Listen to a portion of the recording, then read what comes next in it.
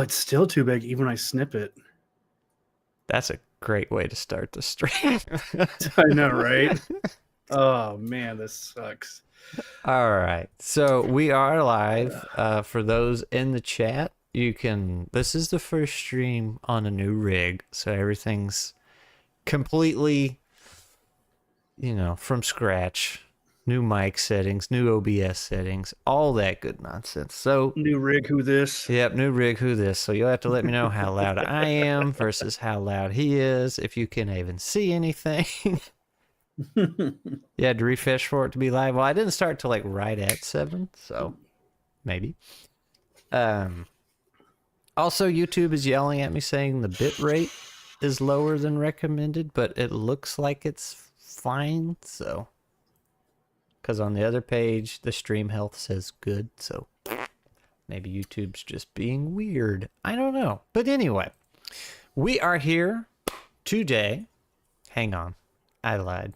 Let me get the chat out where I can actually keep up with it. Pop out chat. I'm actually short a monitor too. This is going to be interesting. Uh-oh. Yeah. Okay. Now we are here today with Brother Sage, and we're going to work on his EZD6 playset, Zeleryn. Am I pronouncing that right?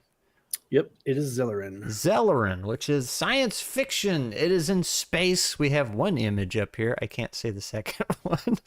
Oh, damn it. Excalibur is not liking his super fancy images. Yeah, they're too good for YouTube, apparently. Visual's good. You sound better than usual, like more warm and resonant. Sage, say more words. Testing 1 2 3. Testing 1 2 3. Now do it with the fancy narrator voice. Give me a script. I can't. I can't. Get him.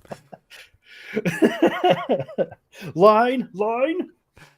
So this is the same Sage that was in the most recent Squirrel Plays video, who did the narration for The Smell and how awful it was overrated. It was overrated smell. It's the overrated smell. See, there it is. He can just flip it on. It's fantastic. This is why he's going to be doing the audiobook. Dance voice by Dance. Oh man, if this was Twitch, that needed to be some kind of emoji that pops up. But anyway, so we're going to work on Zeleryn. We're not digging into the mechanics, though I will quickly highlight that I did get to join a playtest session where there was some mech combat. And now that I say that out loud, I also joined a play session a while back where we just did on the ground basic stuff.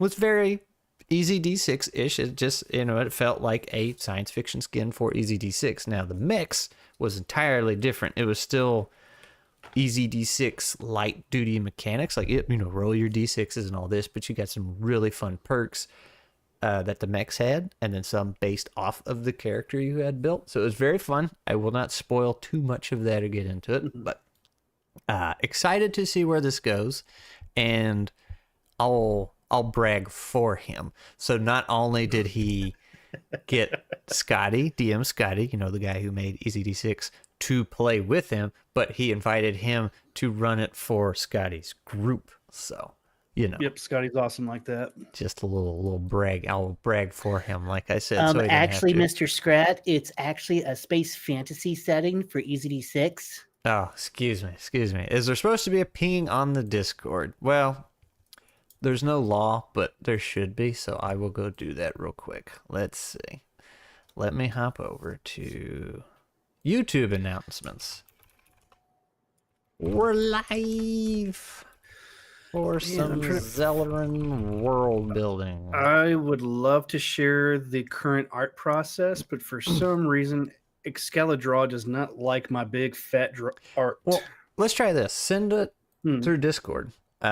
And then we'll see what happens when I do it, since it's saved locally on mine. Yeah, let's see if it works that way.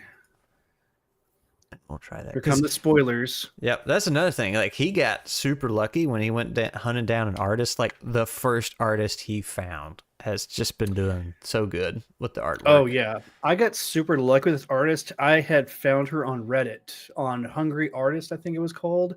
I had gotten like 50 responses in just one day. And I had to like literally comb through each artist pretty quickly to get the idea. The concept art that I really wanted was a very like 90s, early 2000, very pulpy Saturday morning cartoon action style type of cartoon, and it just turned out to be perfect for what I wanted. Give me the one that's from the thumbnail, because I want to show people. The thumbnail. Ooh, oh the no, not that one. I'm one. sorry, the one that I started to use for the thumbnail, but you gave me one where she's shooting because I want to. Wow, look, Grimwood throwing money at us. Thanks, man. Oh snap! Thank you, Mr. Grimwood. I can retire now. I'll see y'all later. I'm done streaming.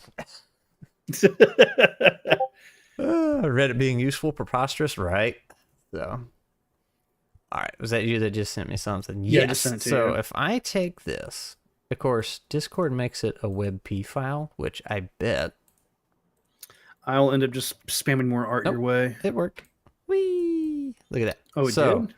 Let me see. So he showed me that image a while back, and I got to looking at it, and I was like, "There's something about this picture." And I can't. I said, "Wait a minute." That's Super Metroid. That's right.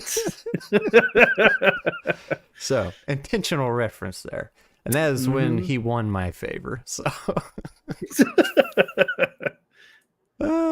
your ping sounds are on. They are. So, y'all stop pinging me. Also, Scrat is going to have a cameo in the book, too. Yes. Do you have that picture ready to go? Yep, or are we sitting saving there right that? now. For 3 days. Nice. Copy image. All right. Yeah, this is also very cool. Oh, yeah. I love the Metroid Prime series as well.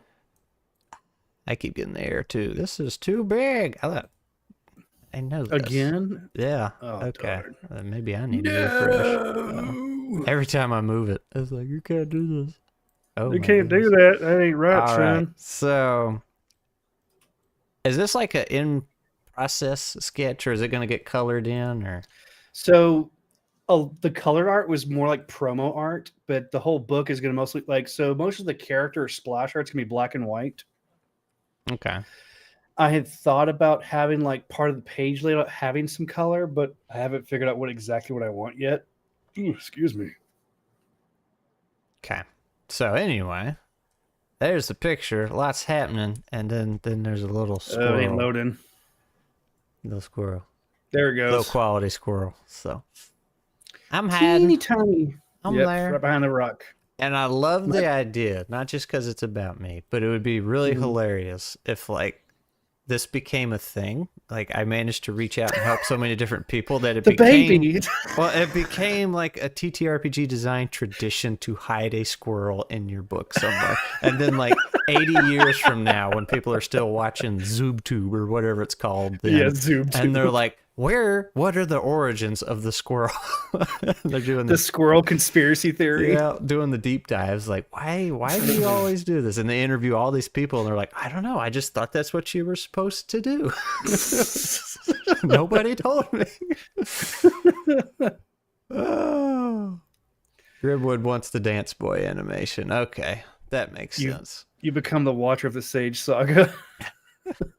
Scrat Cam. Yes, Blaze, you need your squirrel art. The baby. Yeah, we pretend that one doesn't exist.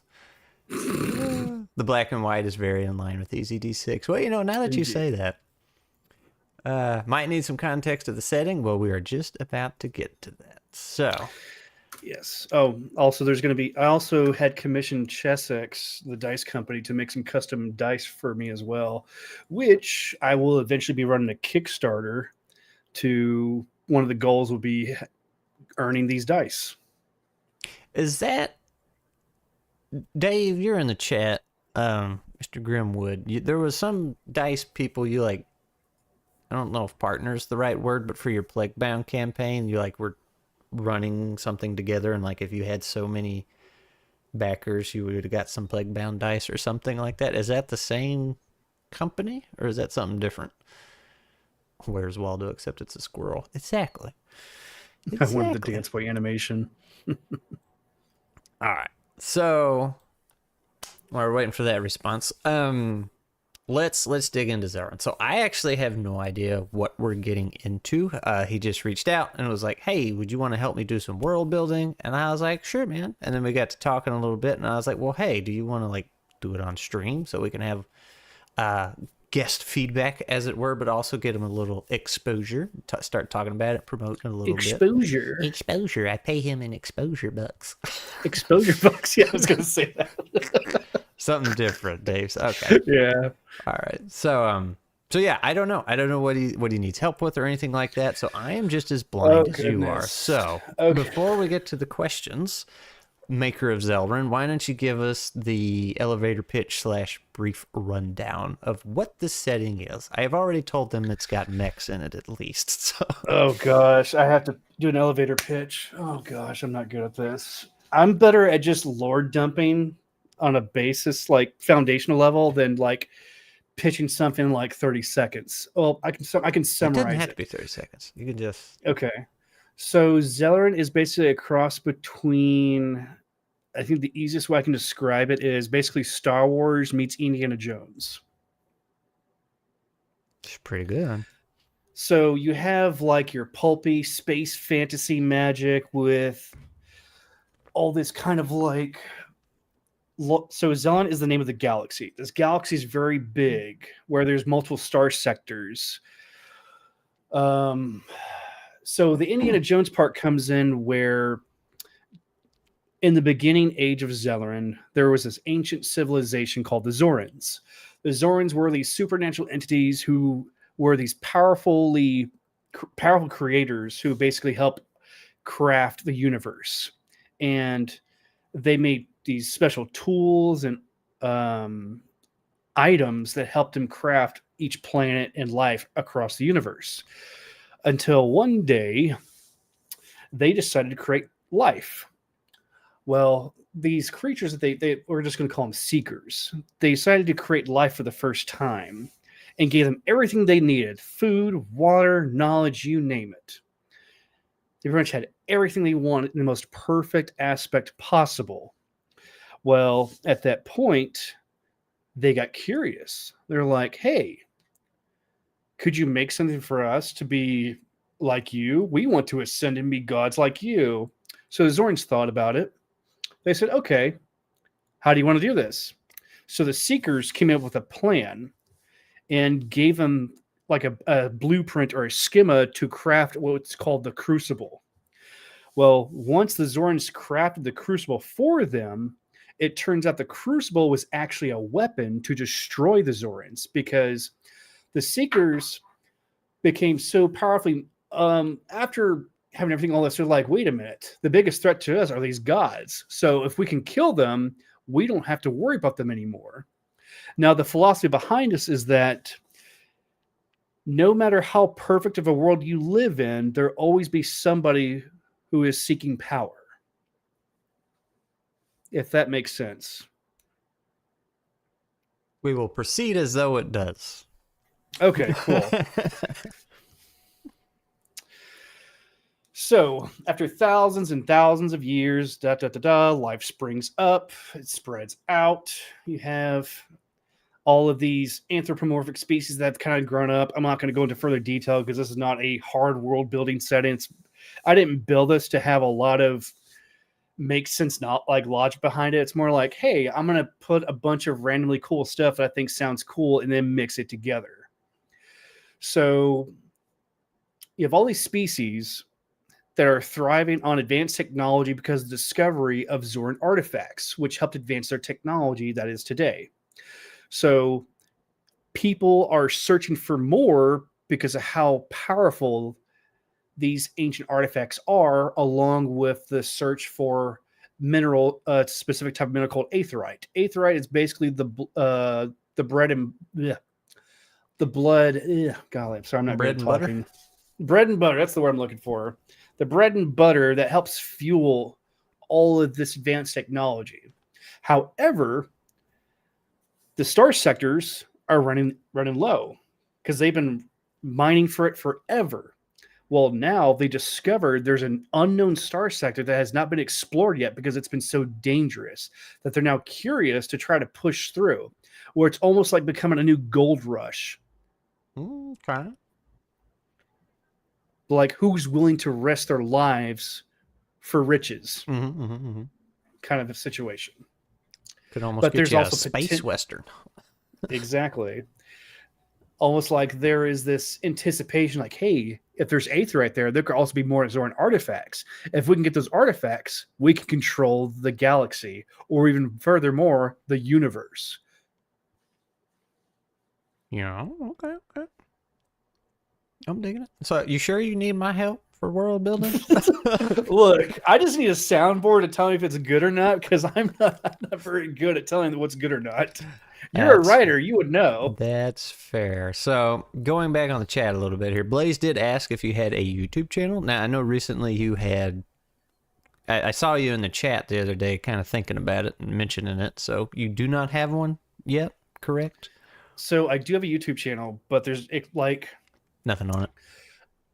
I did add a clip of my demo reel of voice acting.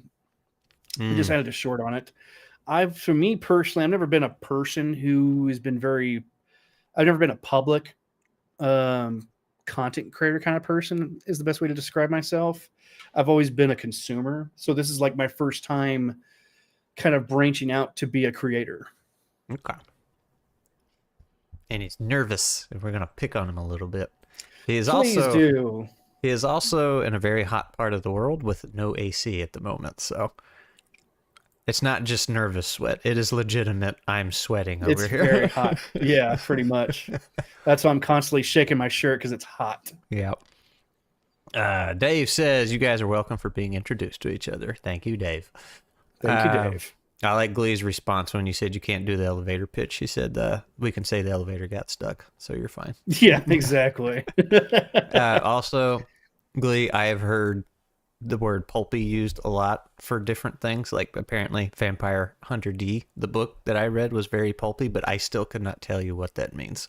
So, pulpy is what I would describe very campy action like adventure, where it's partially kind of cheesy in the sense of, like, think of like a space opera, like take Mass Effect, for example.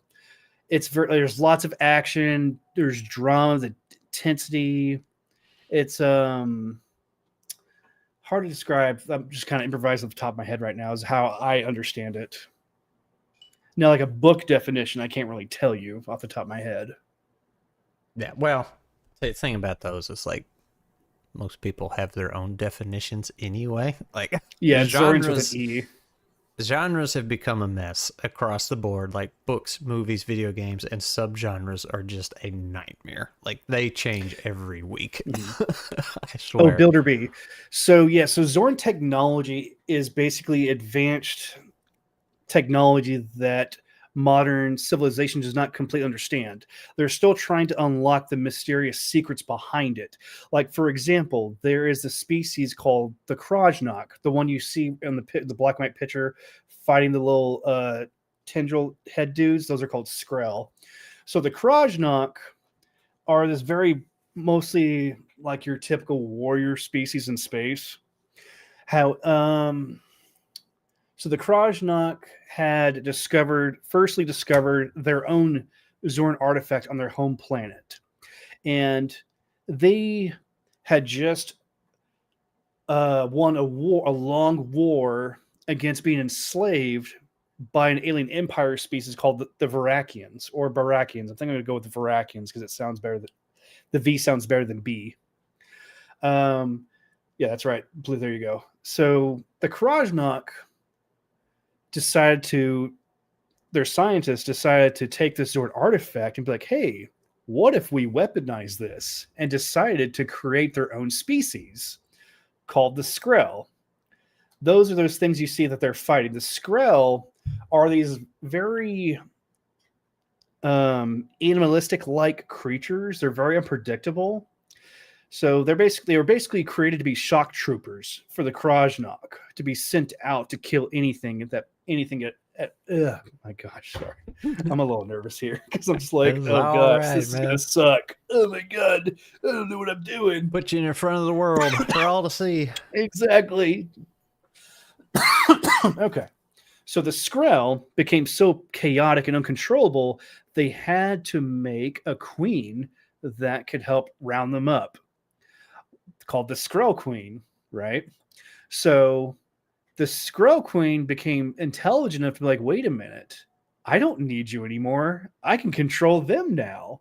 And the Squirrel got so far out of hand, they had to kick him off planet and send them onto their moon. Basically imprison them on one of their moons where they can't escape. Moon prison. That's right, moon prison. Yeah. I like a good moon prison. So, as far as like kind of gameplay stuff goes here, like I said, I only played. Oh man, the quality really kind of on that. 14 eyes staring at you. That's a little fuzzy looking, but that's what we can get on the board. So, when I played it, we just did a mostly just kind of a combat test. Like we didn't even do a air quotes here proper dungeon run or anything like that. Yeah, he just threw us in some combat and said, let's test this stuff out. But like, what were they called? Basically the Jedis. They're like Star Hunters. Oh, Star Knights. Star Yeah, Knights. Star Knights are basically Jedi.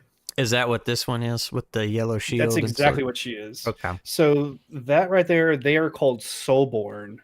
Soulborn are basically clones of an extinct species that was basically revitalized by an AI supercomputer called Silvera.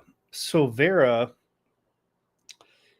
was the surviving machine on their home planet that basically just rebuilt civilization.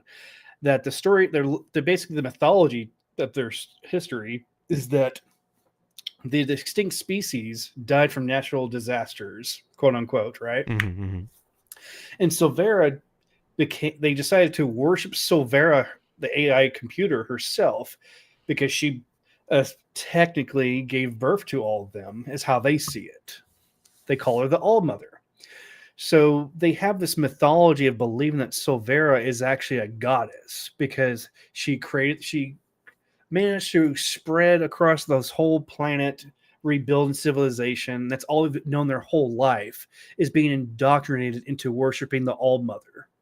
And they are trained to serve and protect the All-Mother at all costs.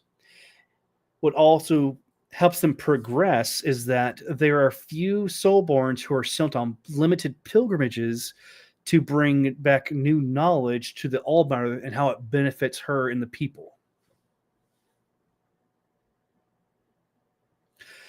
And the reality is the Soulborn don't realize that Silvera is actually a computer. They think she's a real goddess. Oh. No one has seen her face. Okay, that's a fun twist. Mm-hmm. Blaze is still recovering. Yeah, so me and Blaze, Blaze was pretty nervous the other day. We played a game of his game, World Shapers. But Pack Tactics joined us, and I think he's a silver play button tier YouTuber. Like just a little over 100 subs or 100,000 subs, a little more than 100 subs. So Blaze was very nervous, but he did good. Ran a fun game. I got to be a squirrel barbarian, so of course it was fantastic. 120,000. Yep, he's a big boy. So anyway, big boy. So playing it, like, you know, you got your melees, your range stuff, kind of a berserker looking dude over there, some magic. But now, if I remember right, and I think it's these guys we're looking at, there's some kind of like, it's not just poison. Like you have some kind of corruption plague mechanic going on. Oh, so that would be the ooze creatures. Those are called Crozon. Crozon ooze is basically this radioactive substance that corrupts everything it touches. Nobody knows where it came from, except it just spreads from planet to planet, and it's causing a massive, catastrophic fallout. And they've been trying to figure out ways to contain it, but they can't. So Crozon, the name, comes from a long time ago when the Krajnak once ruled across Zeleryn thousands of years ago. There was a Crozon emperor or conqueror named Crozon who was very powerful. He basically imperialized like three quarters of the galaxy until he discovered this ooze, and he made first contact with the ooze that he thought he could kill it and stab it with what their signature weapon are called the Sunfire Claws that you see, those gauntlets. Mm-hmm. And he basically thought he basically went right in and just got eaten up, consumed. So they decided to name the ooze after him. Okay. I like that. That's pretty cool. That's pretty cool. So, Builder B, the gameplay is both tech and magic. Yes. And I believe you just reached out to me the other day talking about how you were working on your magic system. Not mechanically, but more from a world building perspective, right? Because mechanically, it's just easy D6, right? Or did you do something different? And by mechanically, I mean, say what you're going to do, roll your D6 at the power level you want to cast.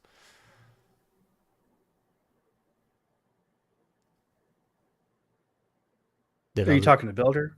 No, I'm talking to you. Oh, I'm sorry. I thought you were still talking to Builder. I'm so sorry.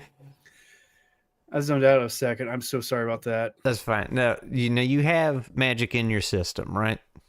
Yes. So it's more of a soft magic system was what the original concept was. So the forearm dude, or I wouldn't call it a dude, they're more of a They exist. I don't know how to describe. They just exist. I can't describe their gender because I don't know whether they have a gender or not, but they're called Aquarians. So Aquarians are these. So the Aquarian that you see, that they are an Esper. Espers are basically your magic casters of this setting, of this galaxy. Now, I haven't really quite fleshed out how exactly they gain their magic. I had the idea that I've had the other day. I thought about maybe their magic. They have in they're born with magic, but they have to have a catalyst in order to channel that magic. So it's like they have like a totem or like a trinket where they're able to channel their energy through, like, that's made of aetheryte that helps amplify their magic abilities. So, just leaping off over here, do you, as the developer writer here, know where the ooze came from? Do I know where the ooze came from? Yes. I am leaving that open. Okay. I'm down for that. Yeah. But I was going to say, I wonder if the ooze could have, like, maybe it has some type of connection to these guys' magic source. Like, it could have been a byproduct of them unlocking the magic, or maybe they have to do something with the ooze. But if you want to leave that kind of up for the players and GMs to determine, I like that. I think that's a very fun thing to do in TTRPGs. Sometimes in video games, but in movies and books, that could be annoying. when you leave too much up to the reader to determine. So the original concept with Zeleryn was I didn't want to build up too much because, like, I don't think anyone's going to read this kind of nonsense. Because usually when you buy like a TTRPG that has like a lore dump for like 10 to 20 pages, they're like skip. I want to see the mechanics first.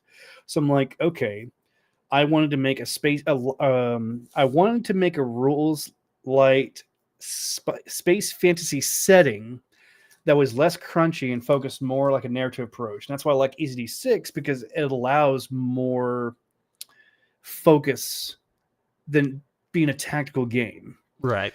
It's got just enough to hold it up and keep going. Yeah, exactly. I love that it has enough that you can build on top of. So it's a great foundational building block to work with. Mm-hmm. And with Zeleryn, it was like, okay, I want to build the foundation that other GMs can build off this setting. Let's say they don't want to use Zeleryn, but they're inspired by it. So I'm like, okay, cool. So all you would just need to do is just scratch off the serial numbers and say, hey, this is Bellerin, not Zeleryn, because this is now my own setting because I've put in my own stuff into Bellerin. Bellerin, not to be confused with Jellerin. Yeah, exactly. Did you get the let me see, the flaming dude? Yeah, see if you can show I that there saw as him, but well. I didn't do anything with him. Oh, okay. Let me grab him. I wanted to go find that other picture. So I want to know it all as a lore fan. I'm like, great. You're that one great fan that I appreciate so much. He loves to learn more. there's a fire dude. So once you get the fire dude pull up, those are called pyroxians. Very good. So pyroxians are basically flaming gelatinous humanoids. Eee. Because the funny thing is, I thought so. Originally, I was going to have it be like a gelatinous humanoid. I was like, no, wait a minute. So I started doing some research. Like, wait a minute, flaming gelatin actually exists. I was like, that'd be super cool as a species. So that's what I came up with. He's got 3 claws going on and 2 toes. That's right. So they can control the temperature of their body to be really hot or be super cold. Now, is this just an enemy or is this a player race? That's a player Oh, race. shoot. Okay. I don't remember that option, but okay. Well, this was made after you did the one play test with me. Okay. Because I expanded a lot. Congrats on the wooden plate, but Yeah, right. Lee says best part about being married to an author is I get all the lore, whether she wants it or not. So That's right. So that's pretty cool. It sounds like you already got a lot going on, and like I said, the mechanical side of it, from what I have seen, has been extremely solid. Yeah, basically Human Torch. Yeah, the mech combat was super fun, and we had some suggestions on how to improve on that. I don't know if you've tweaked it any since then. Oh yeah. So my first play test with Sky and his group, when I originally came up with the mech combat, I originally thought it was going to be like an optional play set, because the way I built it was the mech models were going to be separate from your character. So it'd be like you have mech combat outside of like meat space combat. Mm-hmm. And they're like, hey, why don't you just put those two together? Because what happened was they made their characters like, okay, great. Now we're going to be playing mechs instead, or mechs this time. Be like, wait, I just built this character. I can't do anything with my abilities. I was like, oh, ding, ding, that's ding, a ding, great ding. point. Because they have all these mech abilities, but they can't use their character abilities. And I was like, oh my goodness, it all makes sense. So I decided to mesh them together. Which is also better than saying, okay, so like an easy D6, normally you get 2 to 3 inclinations. So that's better than saying, all right, pick 2 to 3 inclinations and then 2 to 3 mech abilities. So whenever you get in a mech, so like, no, it's like whatever your character can do transfers over to the mech. That's right. So that's right. That's pretty awesome. And then you have mech options too. Like they come with their own abilities and stuff. So yeah, mechs are going to have upgrades. They have so each mech will have like its own unique core ability. So it's like you have the core ability that you basically will be rolling along with being able to use your player abilities. I'm sorry, player character abilities. Yeah, that's right. Griffin says Ninja Turtle Human Torch. I'm glad I'm not the only one that thought that when I saw the 2 toes and 3 fingers. I sure did, though. I was trying to be a little bit different, but okay, we can go with that. I like it. Those are more like sharp claws and then the chunky turtle fingers. Would that mean I could have? Yes, actually, there is a pyro themed mech. Oh, I'll tell you a little bit about that. This is a really cool mech. I forget the name of the mech model. Basically, what they have is they have these spectral chain hooks they summon. So it's like they have no hands, but it's more like they draw out these spectral flaming chain hooks. And what they do is they throw their chains out and grapple you. And once you become grappled, they explode. brutal. Oh yeah. That one was an option when we played, wasn't it? No. This is no. Because I think the last time we did a playtest together, that was like several months ago. That was nothing before I moved. Yeah. So fun story. Fun story. Found out this idiot was like 20 minutes from my house. Yeah. Then he moved. For the past 4 years. Yeah. So that was fun. That's a shame. Oh, well. I know. It's okay. So what I was saying before when you thought I was talking to Builder B, you had messaged me just recently about a magic system. Now, Right. was that you were struggling from a narrative world building perspective, or were you actually struggling mechanically on what to add? So I was trying to avoid having a very generic magic system. And I was like, well, I think it'd be cool to add something that's a little bit more concrete and define the magic system. But then I realized that what I sent you was like, well, to me, it kind of made sense at first from first perspective. But then a day later, I'm like, nope, scratch that. I'd rather just stick to what I have because I'm not trying to create a hard magic system. It's more like I want to keep it consistent where the main focus is having a soft approach system where you're not here to try to understand all of Zeleryn because this is more of a play set. I'm not writing a book, obviously. I'm just creating more like here's an open door to Zeleryn before I go any further than that. Okay, so the air quotes here, force powers that your Jedis have, does that just uses the standard Easy D6 formula? Yes, the magic system. Yes, okay. Correct. So that's already in play. Now, yeah, these guys, the four-armed dudes. Espers. Yeah. Oh, yeah. Well, so first of all, was that Final Fantasy VI inspired, the name? Yes, it was, actually. Okay. I had a feeling. We got Super Metroid on there. He's a man of taste and culture. That's right. So, okay. So those guys, same thing. Just the 1 to 3d6, say what you want to do kind of thing. Yeah, power level 1 through 3. That yeah. Okay. Espers, one of the edges I'm giving them is called a Spirit Blast, is that you roll 1d6 to attack, but you get 2d6 to crit confirm. And whenever you hit, basically the blast is so powerful it destroys or demolishes the environment around them. Wow. Okay. All right. So think of like Spirit Bomb from Dragon Ball Z. Oh, yeah, that's what I was thinking. But yeah.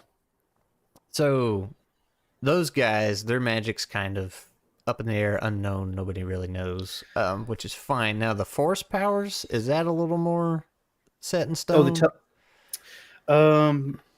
Yeah, let me pull up the or PDF are they connecting to the same thing that those guys are?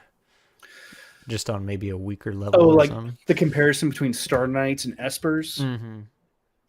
That I didn't think, I haven't gotten that far yet because I was like, I don't want to put too much and I didn't want to write too much. So this is the reason why I'm trying to ask questions like what makes sense and what doesn't, because I don't want to publish it and then it contradict itself because for one, I've never written a book before.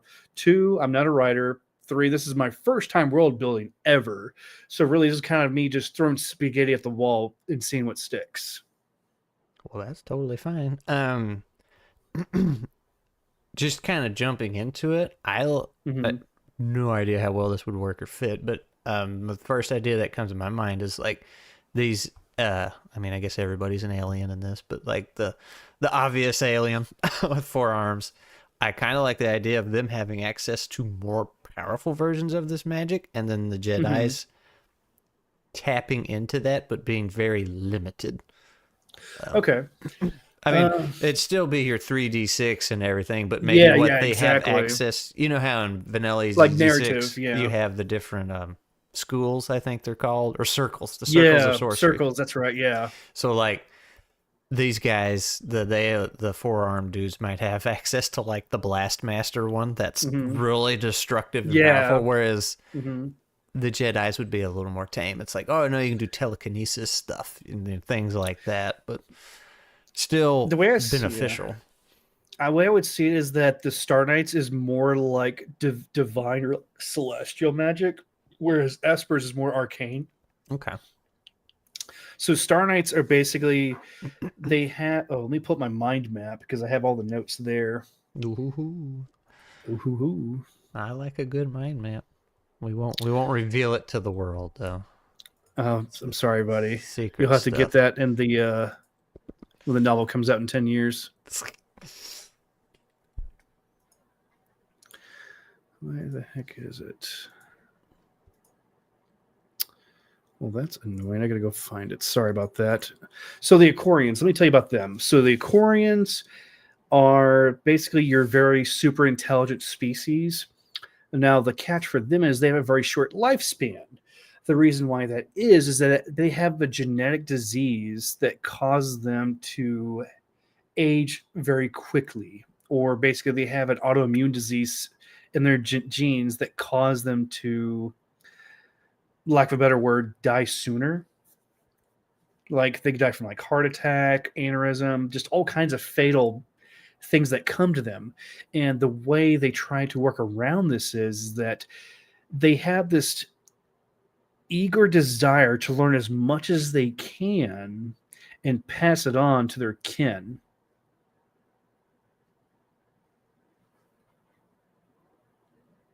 Yeah, I want to say the magic's what's killing them. It's like it's I your say I own lost you fault. there. You're making yourself decay.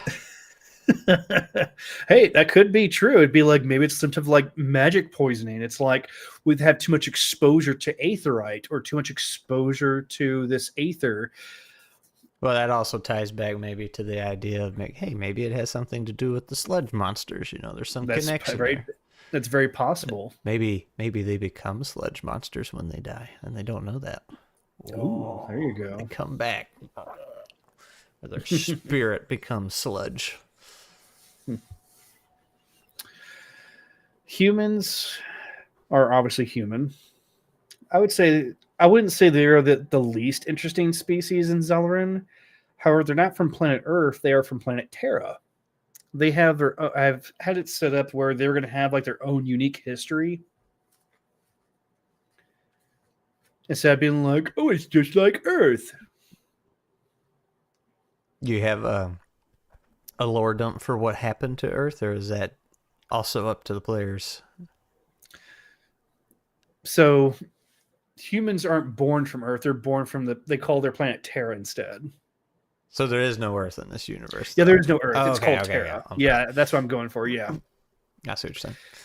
Oh, we got some questions here. Yeah. Okay, Scrat, this is making me think of your root versus rot idea. Okay, can the player play as any of these many characters, or are these species more built as NPCs? So there will be a starting off, I believe there are 8 species you can choose from, and the ones I've talked about are playable species. I'd say there was a pretty good choice selection. Exactly. Terra is just Earth in Latin. Yes.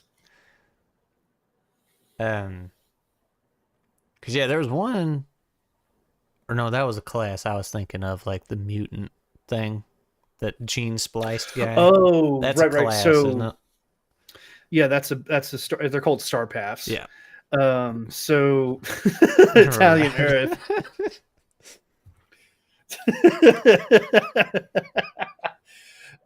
So mutant is now called biohacker because I didn't want to confuse mute. So Scotty in his Wasted World book already has mutant. I didn't want to have that confusion, so I was like, you know what? Let's do biohacker because that makes a lot more sense. That's right. Mamma mia! Mamma mia! That's a spicy meatball. So the biohacker I find to be the most challenging star path to build mechanically for, because I didn't know how that was going to work exactly. I like the ability that they can basically augment themselves like a utility class for different scenarios, but the original concept I was going for is that they were going to be like symbiotes from Spider-Man, but then I realized that didn't work very well. Bummer. Yeah, because I had the idea. It's like, oh, well, they can shapeshift their limbs into weapons, and they can hit within near range. And I was like, but then what's the point of having weapons? I was like, maybe they don't need weapons because they can they can manipulate their body to adjust. Okay. All right. So hopping back on the magic thing. So you have decided to scrap, what was it, like electric air or something? You sent it to me in a text. I had like it was like, so basically describe it as, like I told you, Scrat, is like a rock, paper, scissors cycle. And this is probably going to sound stupid as hell. This is why I scratched the plan. It was going to basically be water is neutral, psionics is law and order, and then electricity is chaotic. Because it's, let's say you're trying to concentrate with your mind, and I throw water at you, you're going to lose your concentration. Like if you get drenched wet, you're going to be completely off guard. Now, would that have just been a thing in the world, or is that something your Jedis, your Star Knights would have been able to use, or so the idea behind that was going to be more like a narrative approach to how the magic system works in setting than so much mechanically. And then I looked at the mechanics. It was like, okay, you're going to have two options for psionics, 2 options for electricity, and 2 options for water. And I was like, I don't like that. I'm just going to stick to the original idea I had, which was the more soft magic concept, to have a more versatile approach. Okay. Where the player can then just flavor how their magic looks or works, and then at the approval of the rabble-rouser to determine if that's okay or not. I think that's a good choice. I think so too. Having that, if you're familiar with EZD6, then having that rock, paper, scissors mechanic on top of it would be something else to remember. It'd be another mechanic. Yeah. And since you're already like adding mix and all this other stuff. Exactly. And you got a couple new conditions you're adding, right? Not just the corruption Yes, thing? I do. Golly, let me pull it up. I'm so sorry. I'm prepared. No, This is my fine, 'cause, first like, time doing this. When we were playing that very early just combat test, like EZD6 can sometimes be deadly. It's kind of swingy, and I don't mean that in a bad way. It's just, who gets the crits. You can burn through some HP real fast, but those conditions, it was like, man, we got to really watch out for those. It put a neat spin on it, because it's like, I'm this super powerful, Jedi thing or whatever, and it's like, oh no, let's keep our distance from the ooze man. I'm trying to find it. So they are vulnerable and distracted. I'm trying to find them right now because I've made so many changes. It's ridiculous. I can't remember everything that I've done. I think the way it was, if you became vulnerable, that if you become vulnerable, everyone would have a boon to attack you. If you become distracted, you would have a bane to attack. Okay. All right. I think was the concept behind that. I was thinking there were some other versions of like the corruption and.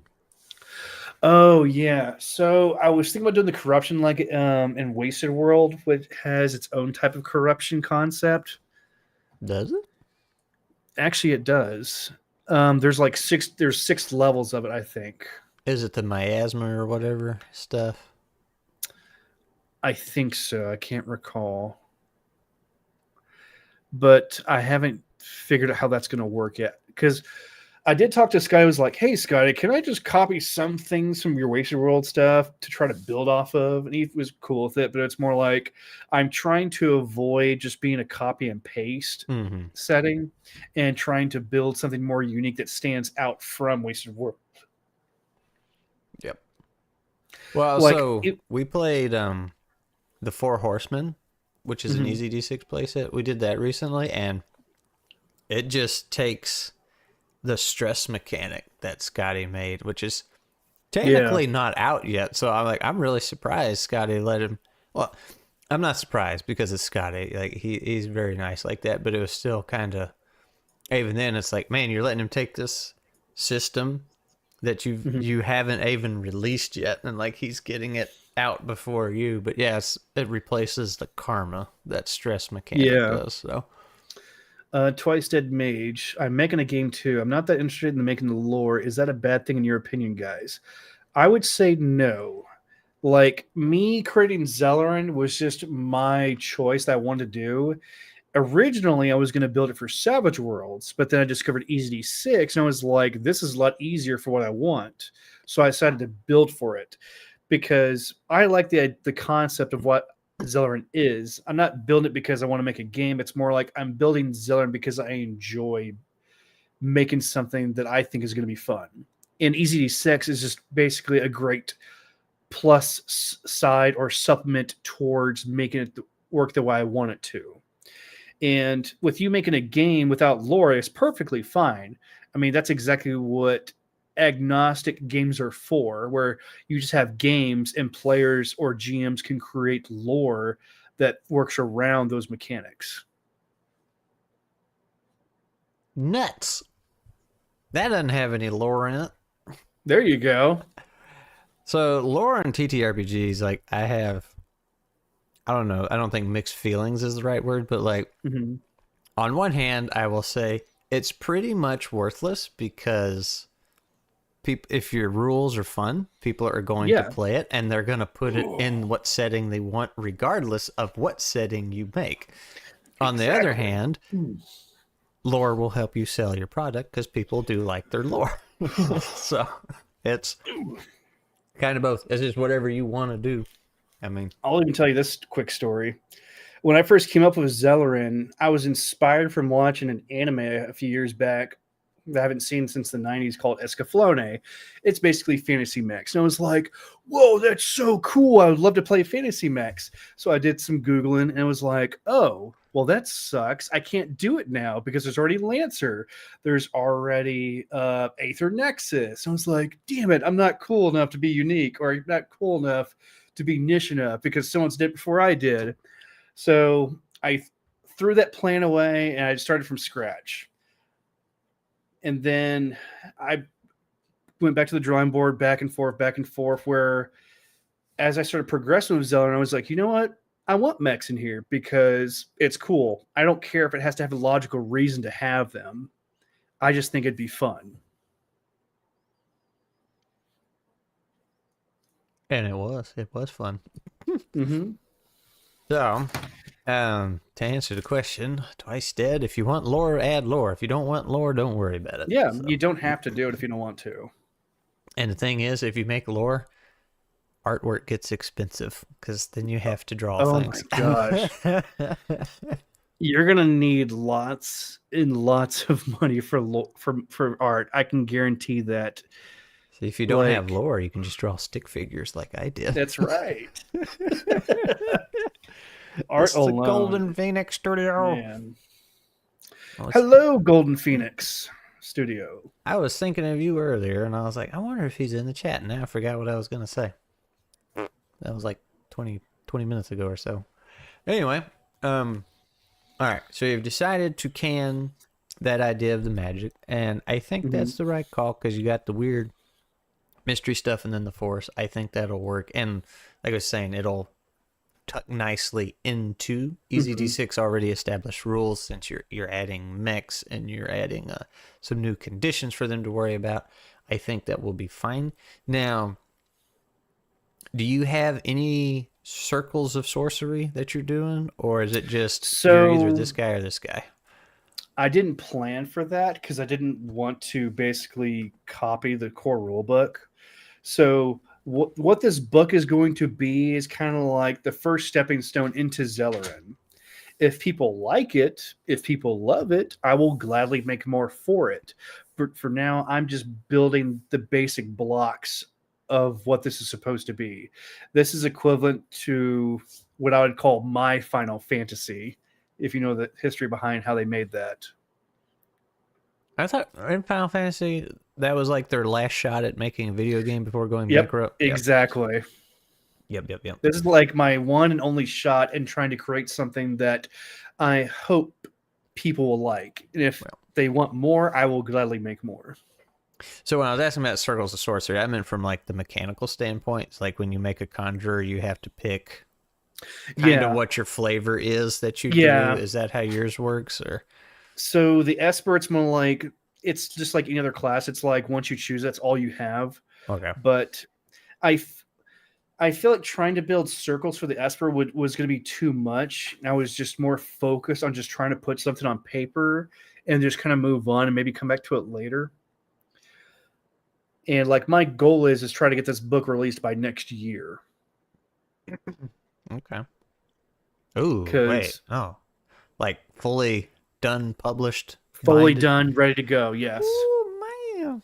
You got, well, by what? By the beginning of next year? Or? No, I don't know about that because so I only have one artist that's doing all the work for me, and she has a very busy schedule. So it's kind of like waiting on her. Then this is where I feel like I need help or I need more. I would say it maybe more inspiration. I would say inspiration, but more what's the word I'm looking for? Maybe Drive, more strive, momentum. drive, momentum. Yeah, like more support into this because it's like I'm really running myself dry. I'm trying to put something out that I'm hoping people like. If people like it so far, that motivates me to do more, basically. But it's like I know the concept's like, well, don't create for other people, create for stuff for yourself. It's like I get that, but it is mentally exhausting to push so hard into this. Mm-hmm. It is mentally, I don't recommend anybody to ever do this because I've burned out so many times on this project alone that I gave up a couple years ago. And what I did was I posted the classes I made in Discord. I was like, I'm done. I will never finish this. Here's the classes I made. And then 6 months later, I picked it up again and just started all over. Very good. Saxania says, I think having fully fleshed out artwork would look weird for a system that is rules light, art light. I feel like I've seen some rules light books with a lot of artwork in them. It doesn't. So the artwork is pretty much the eyes to the window of your system. It's what's going to get people the first impression of what this game is about. You don't have to have art, but it's helpful to have art in your book. It's just nice to have. It's not mandatory, obviously. Let's see. I'm focused on mechanics first, then fluffy lore comes later. Yeah, that's perfectly fine. Exactly. You can do it that route. I'm doing it basically backward. I'm doing both at the same time, basically. I think so. That is a good point, but like it does depend. Like Glee mentioned it earlier, the root and rot that she brought up. That was something. That's something I want to work on. I say after Nuts, but Nuts is done. It's just sitting there. So Yeah, he already nutted. I already nutted. Yep. I got to do something with it. Demonetized. So Demonetized. but the root and rot system was. I had this one mechanical concept that I knew I wanted to do, and then I made lore to justify that mechanic, and that lore is driving the rest of the mechanical decisions to make. Okay. Because in that world,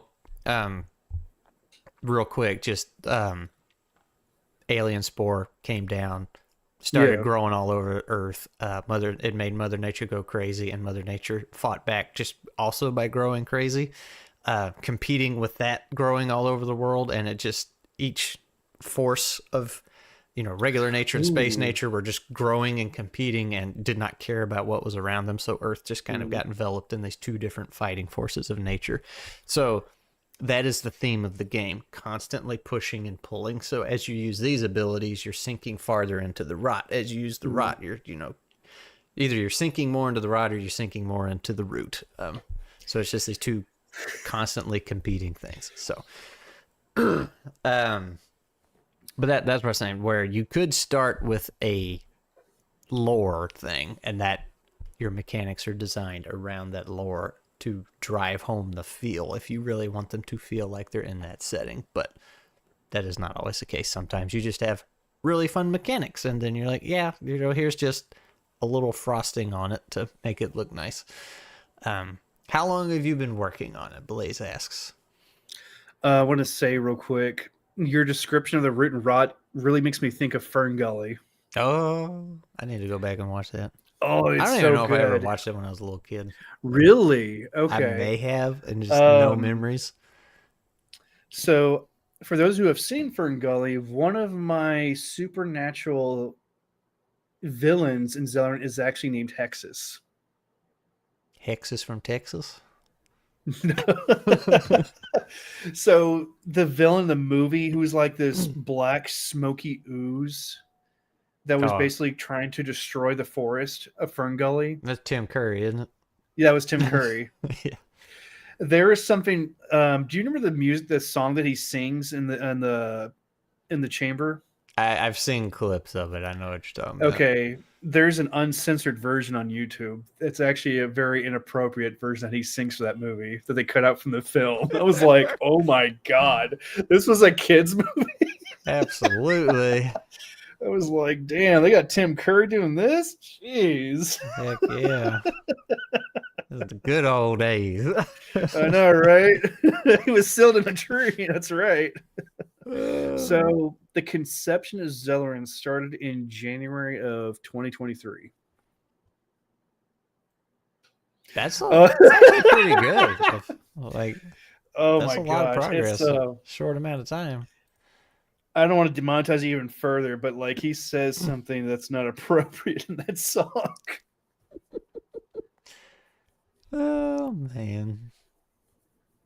All right. So that's there. We got the magic thing squared away.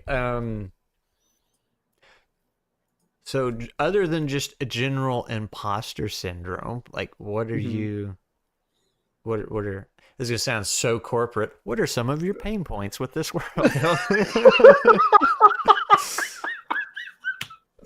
Oh my gosh.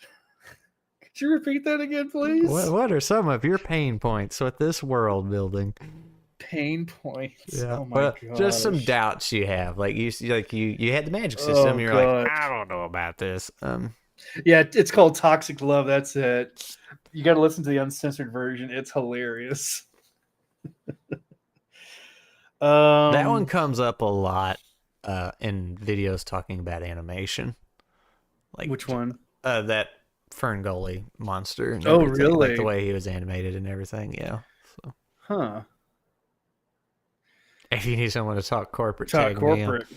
She's good at it. She can do it. She can say a whole lot of nothing. Oh, Like oh a pro. gosh. I think I struggle with, as a first time world builder, that it's like, it requires consuming a lot of media to determine good and bad. But I feel like for me as a perfectionist, I don't know how to critique my own work without being biased. Fair. Builder B says he's got to get back. Thanks for letting me drop in. Sage, great work and all the best. Giving the world a fun new game to enjoy. Thank you so much. I appreciate that. See there, you got fans already. So I know, right? on the note of like self-critiquing and stuff, like in the writing world, at least, I would assume some of this carries over into everything, but you can only do so much yourself. Like when somebody writes a story, edits it themselves, and then publish it, it shows horrendously. Like that was one of my surprising things. It's like, oh, I know you got to have an editor. I'm like, yeah, I thought they were just checking for commas, stuff like that. No, you would think. I was surprised how much an editor does to help bring a story to life. Like writing a novel is a multi-person job. It's not. Oh yeah, it is not just one person doing it all. I mean, sometimes they do, and like I said, it shows. But yeah, when you're doing a TTRPG, it's just because you're looking at it so long. Like here's your view at first, and then the longer you look at it, it just gets narrower and narrower because you're zoned in and focused. And it's not so much well, this is my project. I'm not going to talk bad about it or criticize it. It's just you stop seeing it because you have looked at it so long. And in the TTRPG realm, that is why it is so beneficial in the testing stage to have other people run your game. But that is so hard to find. Like you can typically find players that want to jump in and be like, yeah, show me how to do this. And yeah, you can teach them real quick, but like, you don't know if that's coming across in your writing in the manual or anything. It's like, it's hard to just push it off on somebody and say, go run this for me. So. That's what I'm like, I'm so scared of like, here, play test this for me and totally don't steal this, please. There's also that, and that, yeah, we've talked about that, and editor saves lives, exactly. So, and this is where I don't know. So, but again, in the writing world, when if I'm up here and I just write, "'Twas a dark and stormy night in Zeleryn," right? That is mine now. Like I own. Well, I mean, not if this was in a text document and you wrote like this, copyright. Yeah, that is yours. That is technically copyrighted in your name because you wrote that, and you can prove that you wrote that because you have all the metadata and all that. Now. If somebody takes your stuff, runs off and makes something, yes, it's going to be a long thing to do in court. But like when I write a story and I get to the publishing side, I send my final manuscript off to a copyright, and it's like $50-$60. And then they say, yep, put the stamp on it. It's copyrighted. And all that does is if somebody does decide to go steal it and I catch them, I can just say, hey, this is mine. And if it goes to court, I just show the copyright to the judge, and the judge doesn't even give it the time of day. He just says, yep, that's his. Whereas if you don't have the copyright, you can still prove it. It just takes a little more legwork. Now, with TTRPGs, I do not know how that works because I know you can't copyright rules and mechanics. Like, you can go remake Easy D6, you know, like Scotty and Hasbro, they don't have copyrights on their dice rolls. Like, that's just right. But like, as far as, you know, Zeleryn and all your races and stuff, I would think that falls under the same thing, because you could say, nope, this is my world building, I'm writing for this story, you know, that just happens to be in a dice game. So don't take that as legal advice. I don't know how it works, and there's gotta be a lawyer in the D&D space, right, on YouTube somewhere. I would love to pick their brain on that and see how that works, because you had some legitimate concerns, like coming on here and, you know, showing stuff off, and yes, technically somebody can always steal your stuff. Like, that is when I started getting into the writing sphere, that was one of the first things they told you when I started getting more into that publishing stage. They were like, your story is stolen already, just admit it. Yeah, it's like, pretty okay. much. But that usually is in overseas when that happens, and it won't really affect you unless you're just really trying to rake in all the money from every country you can. But like, and this is something I learned very early on in the YouTube thing, getting into the TTRPG thing. I did not realize in some other countries how freakishly expensive TTRPGs are. Just really, that's something to do. The same way with video games, and that's why pirating is so high in those countries. They're like, it would be like us paying $500 for Easy D6.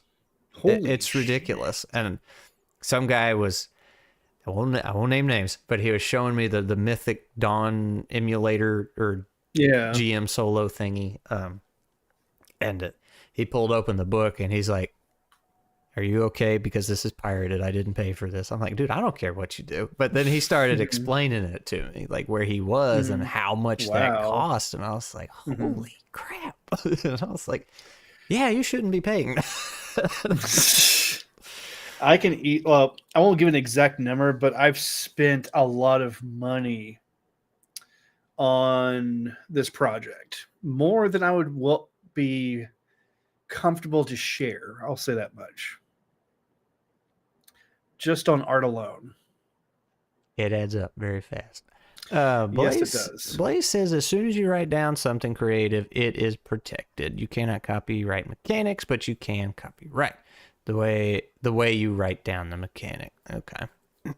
Now that's coming all the way from Germany. So Yeah, I hate to say it, but it's like when it comes to building this kind of stuff, it's almost like an investment, but you have to expect it to fail almost, yeah, if that makes sense. Like you can't have high expectations. Like I'm not going to be rich off this, obviously. so I you don't don't get ever into expect. TTRPGs to make money. Yeah, I'm not Darrington Press here or Daggerheart, obviously. Look, Avon, they have a long way to go to make up for the Yeah. money they spent on that. Oh yeah, They have definitely. a long road ahead of them, and I'll be surprised if they make up for it. Twice Dead says Warhammer is so freaking expensive here. Well, I have news for you, Twice Dead. Warhammer is expensive everywhere. Yeah, it's 41K. Yeah. Ugh. That is an expensive hobby. Yes, it is. Never spend more than you can afford when making a TTRPG. Again, that's why I have stick figures made in PowerPoint. That was my budget. Oops. My $8 y'all- a month for Office 365. Do y'all want to hear more about lore or more about mechanics I've come up with? Question for the audience. Half my TTRPG library is pirated. It's so darn expensive getting books here. Mythic Bastionland gets up to $110. Yeah, see? So there's... Try getting married. Yeah, done that before.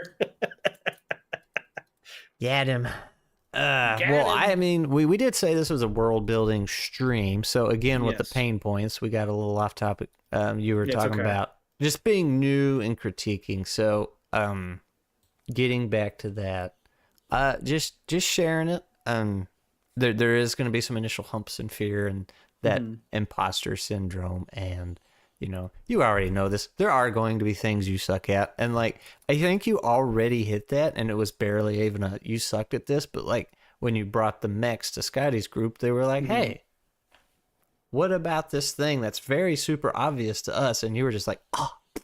But you see what came of that. Yeah. Now you have this really nifty mech system going. Oh yeah. So As a matter of fact, I know we're talking about mechanics right now. I think I've perfected. I wouldn't say I perfected. I'm sorry, that's hypocritical of me. I'm a perfectionist. I don't say that. I think I've came up with a ship combat system that's going to work well for that's right. I players. forgot about that. Yeah. I've seen a sneak peek. It looks neat. Mm-hmm. And that's the cool thing about this. Like all this stuff you're adding is very in line with EZD6. Like it uses what's already there and just kinda Exactly. expands on it. That's why I clung to EZ6. I was like, this is so much. This is, I would say, Malleable. it has a lot of. It's very malleable. I wouldn't say easy, but it's very approachable to homebrew for. Is what I love about it. So I have a mind map here on my end, and I have a lot of like surface lore, as I would call it. So I have lots of factions that kind of branch out into further details about that. And that might be kind of boring for some of you if we don't have to talk about that if we don't want to. Well, what's something you got a big question mark on that you're unsure of? Or Ooh, okay, that's a great question to ask. What am I? Oh wait, let's see. Blaze Reason said, when one of my campaigns, a player played a floating battleship and fought a kraken with it. It was awesome. oh, did you hear that, Glee? Alrighty. Oh gosh, I think it's like it all boils down to is like, is any of this good? But I know it's such a very subjective thought in the back of my mind. It's like, oh, what if you suck at this? You're not good enough for this. It's like this daunting little devil on my shoulders constantly whispers my ear, like, you suck at this. This is never gonna work. No one's gonna like this. Despite GM Scotty himself and his group saying It- they liked it. because You what I can't get did any was better I than was- that. I asked him, I was like, hey, Scotty, would you be willing to play in a playtest campaign? And then he popped in and was like, no, how about you play in my game? And I was like, oh, okay. I mean, I can't say no to that. Yeah. Are you having fun? Yes. Then nothing else matters. I know, but yes, it's all about having fun and stuff like that. Did I already ask if you were going to do a Kickstarter? Was that part of your... Yes, I actually mentioned that earlier. Was that once to do a Kickstarter, that the dice were going to be part of the goals. That's right. Okay, so yeah, that's what I was thinking. If you're trying to get this out Yeah. next year, it's like, man, because Kickstarters, that's just a month at least right there, right? Just Exactly. waiting for that to count down. So Easy D5. You wanted it. D5. Now let's step backwards. You gotta step it up. Easy D7. Yeah, those are rookie numbers. You got to get them up. I had a buddy when I first started working on Nuts. He kept calling it Easy D12. Easy D12. The new and improved. Yeah. Let's go play some Easy D12, Scrat. Like, thanks, man. You're so supportive. I think what is it? What is it? Perfect is the thief of joy. No, perfection is a hindrance to progress or something like that. Perfection is the enemy of progress. That's what it was. Meaning you don't get any work done. Right. More of that corporate jargon. Perfect jargon. And then when you get pulled in for a meeting because your work isn't up to snuff, they're like, we want you to be perfect and on time.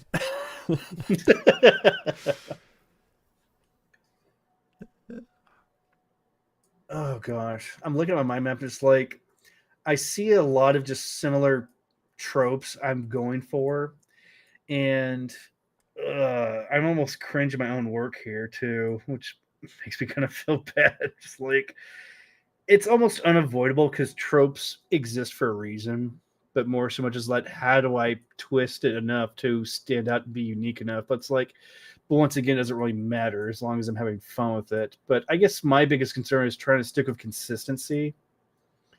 Let me see. I love that James Connie is loose enough with his system that he lets everyone make stuff for it outright. Oh yeah, he's definitely amazing for that. That he pretty much people begged him for an open OGL for it. One-shotters doesn't really need world building as it's a single session long play. That makes perfect sense. So that works for that. I have a cheat code. Since I patched my system, I can continue working until the end of my life on it. Oh, wonderful. Yeah, he just dropped a patch too.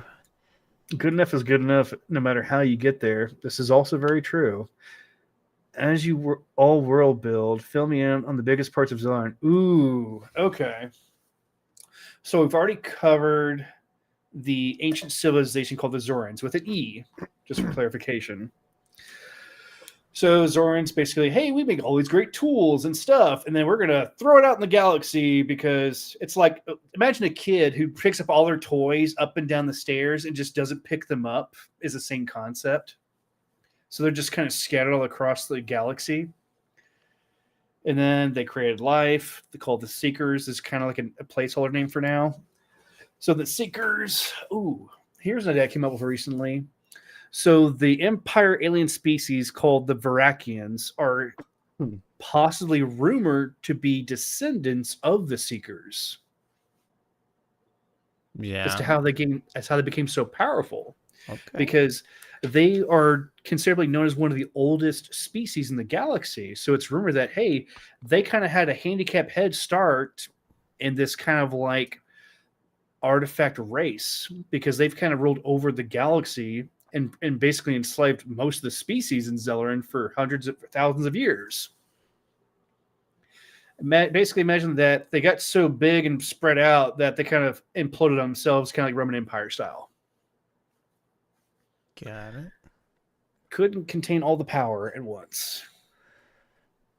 Twice Dead says tropes are tried and true. Use them. So actually, on that note, I just filled out a entry form or something like that for a book I was sending off for editing, and one of the questions was like, what tropes are you using, and if you have any twists to them, what are they? So it's like, I know some YouTube, what do you call those people, critics, they wrote themselves, kind of like to doggone tropes like they're terrible. It's like Mhm. they're there for a reason, man. Now, Yeah. if you take the trope and then it's just a play by play of the trope and you know what's going to happen, then yeah, then that's just a flat character. That's not the trope's problem. Yeah, Mass Effect was a huge inspiration. Eskilium. My That's- original concept, yeah. So it's like I love the setting of Mass Effect and everything it has to offer. That was one of the biggest inspirations I had going into Zeleryn. So, yeah, I'm sorry, we keep going off track. It's like, what am I struggling with? Everything is what I'm struggling And with. so it doesn't sound like you are, honestly. Like you have pieced I together know it a didn't lot sound of like stuff. it, but it's like, I guess for me, it's like I want the affirmation to be like, hey, it's not that bad. But I'm like, no, you're wrong. You're all wrong. You don't understand what I'm struggling with. I can It's not definitely me who's wrong. understand the struggle of making a decision. Like you have all these cool ideas for something. Like Yeah. this whole stream, I have been thinking of different things for this forearm dude, like why he's weak and ways you can use that. But it's like, oh man, you'd have to pick one. You know, but Oh, the things about I wanted to mention the Aquarians, they have a mechanic ability in their built-in species. They have what's called post-cognitive. I think it's I can't remember the name of it. So basically, what they can do is they can touch an object and then read recent events that happened around it, like just glimpses of past events that happened around it that yeah, happened recently. that's cool. So that's what that comes into play. It's how they share their memories with their kin. It's like, hey, I have all this knowledge to dump onto you to remember because we are a short lifespan species and we have to keep this knowledge alive. So does that last forever? Like, but if they can touch something, can it see way far back or? No, so they can't see that far back. They can only perceive something that's kind of happened in the last hour. But that But stays in the object permanently, or like what do you mean? after? Does it see the object permanently? Well, so let's say you got this rock that they can touch, Mhm. and that'll show them the memory of what happened for the past hour, right? Yes. So, can they do that next week and see that same past hour, or will it be the past hour from when they touch it a week I later? see what you mean. Yes. So basically, like it's taking a recording and setting it in an object. Yes. Okay. Yes. Exactly. Psychometric empathy. There you go. That's pretty cool. Please don't get it said about what I'm about to say. I find tropes to be overused. That's completely fair. I agree, just to an extent. They're in everything. Exactly. Kind of how they work. Yeah, it's like the obvious concept that nothing's original anymore. Everything is just a remake of something else. I like what Twice Dead said. A story is just trope. A story that is just tropes is boring. A story with tropes is just a story, good or bad. It is up to the author's skill. Your skill. Yep. What I'm struggling with, it's hard to pinpoint because it's like I feel like I'm walking on this path blindly because I have no experience. And I almost feel like I don't belong in this space as someone with lack of experience, if that makes sense. Mm-hmm. I feel like an outsider trying to fit in, basically. So how do you think I felt when I started a YouTube channel? And then everybody was like, make ttrpg videos. And I was like, I've run one campaign. That's all I've done. Right. All right, Professor Twice. What? That was bad as bacteria. Said kind of like what bacteria do with genes, horizontal transference, but with memory. Oh, okay. Zaxania, she said, make a system that's just flipping a coin. Can't get any easier than that. So there is a game that somebody has made in the Discord server that I've been wanting to play on stream for a very long time. It's called Tails You Die. It is just coin flipping. That's funny. It was really fun, and they ran a very it was a Star Wars parody that we were playing, and they could just come up with jokes and puns and everything. It was great. Good old time. So let's see. So imposter syndrome, squeezing in. So I find that to be kind of the beauty of the TTRPG scene. Like, Hmm. my experience with it, as I was very much the outsider, just kind of showed up out of nowhere, and everybody has been extremely welcoming. And it's like Okay. everybody's making their own system. Like, everybody has their own set of rules they're working on. Um, I feel like you kind of ahead of the game with the luck you got with the artist. Like, you have something Oh yeah. to show. And your mechanics have already been getting run through the ringer, so what you have made is very solid. Um, To so give her the proper credit, she goes by Gross Girl. I'll put it that way. That's her. I don't know if that's her online handle, but I know that's what she goes by. As far as where she's been trying to get more focused doing comic books, but I definitely like the art style that she does. Is definitely by far my favorite. That's actually inspired me to pick up doing art again. that's pretty cool. Even though what I mostly do is pixel art, but I would love to do digital art eventually. Kraken was wanting to make you a logo for Star Hat Studio. Oh, really? Let's see. Skillium says, let's see, where was it?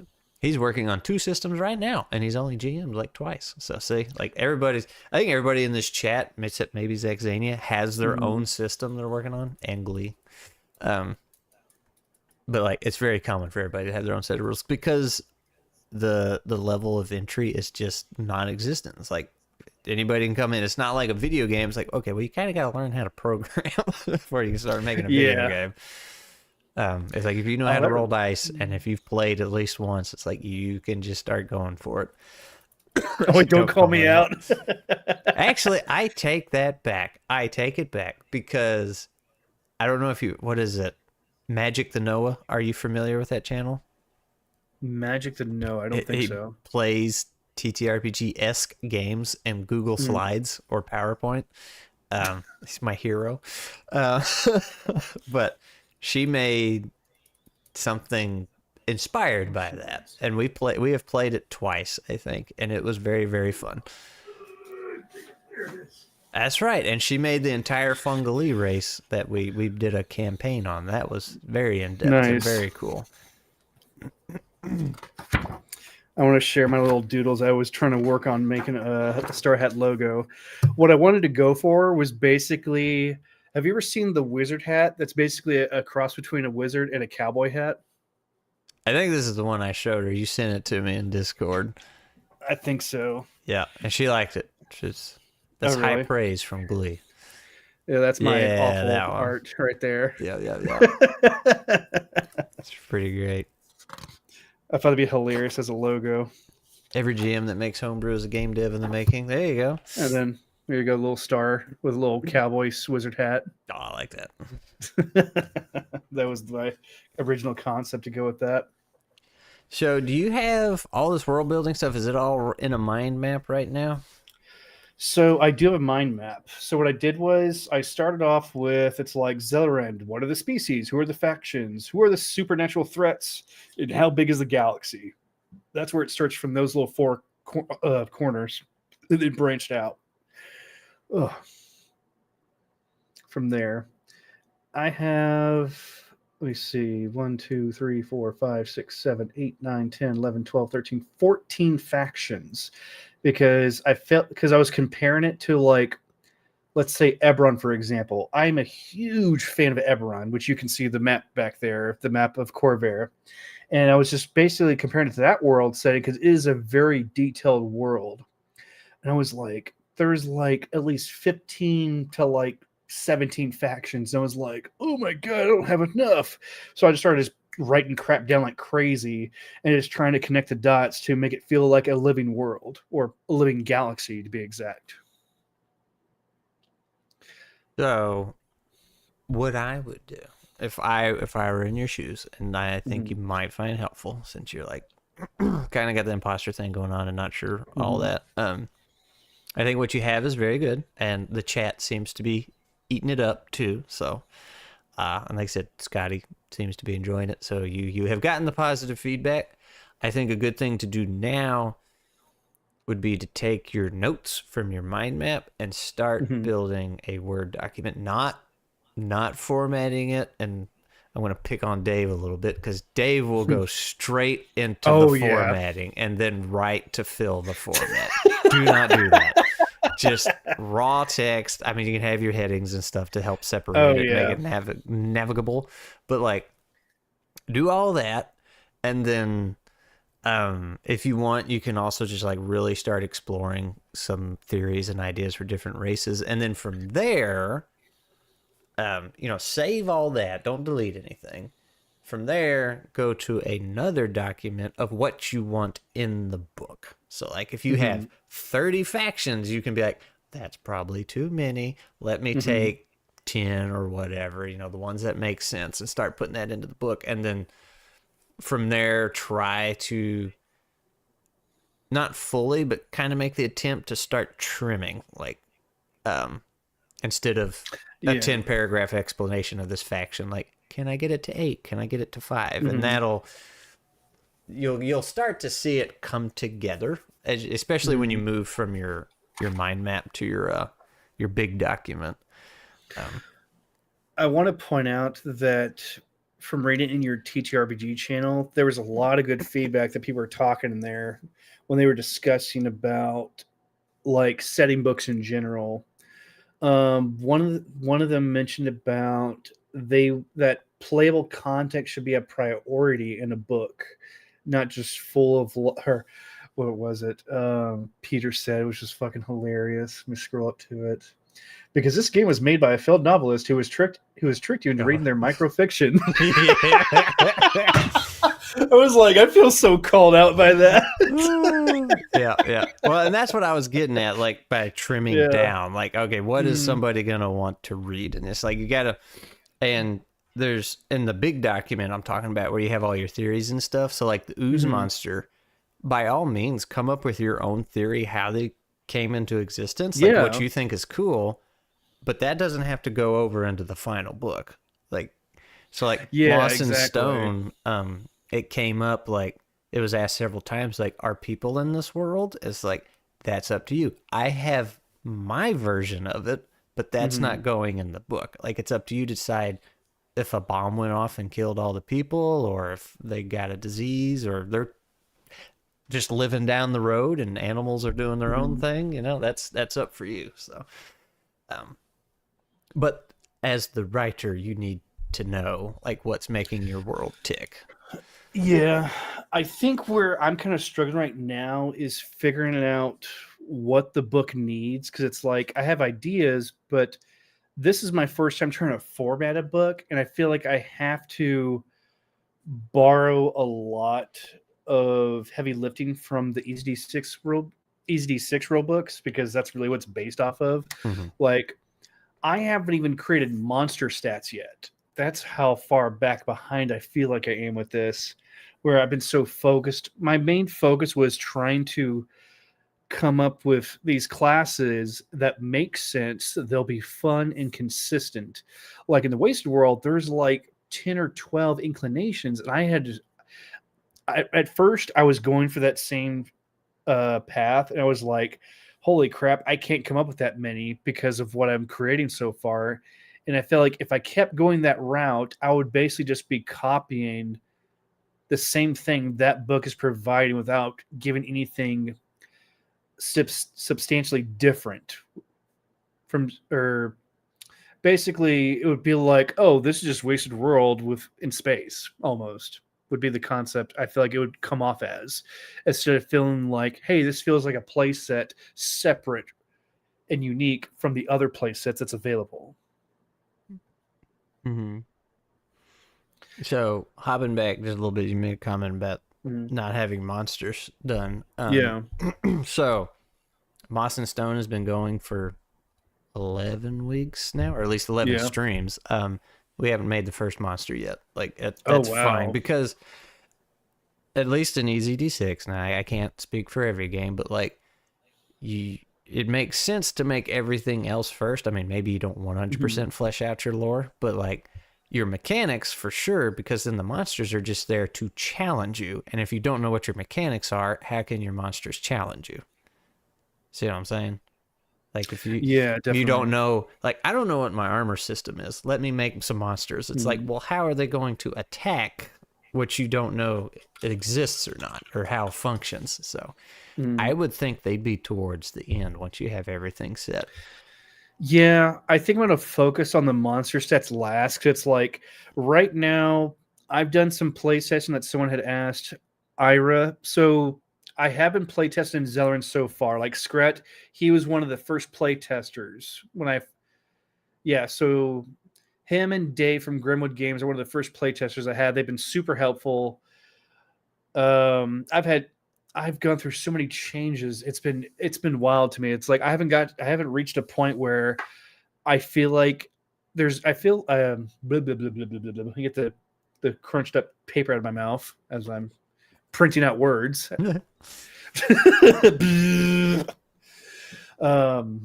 Paper jam. Have you ever played in this world you are creating? I mean, yeah. That's the answer I'm answering. The answer I'm questioning. The question I'm answering.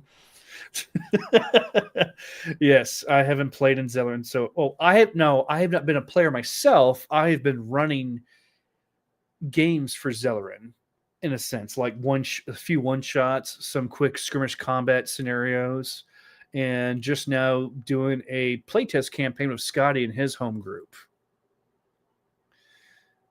Which is pretty great, right? Like that's a good source of experience. No kidding. I'm just like the craft father himself.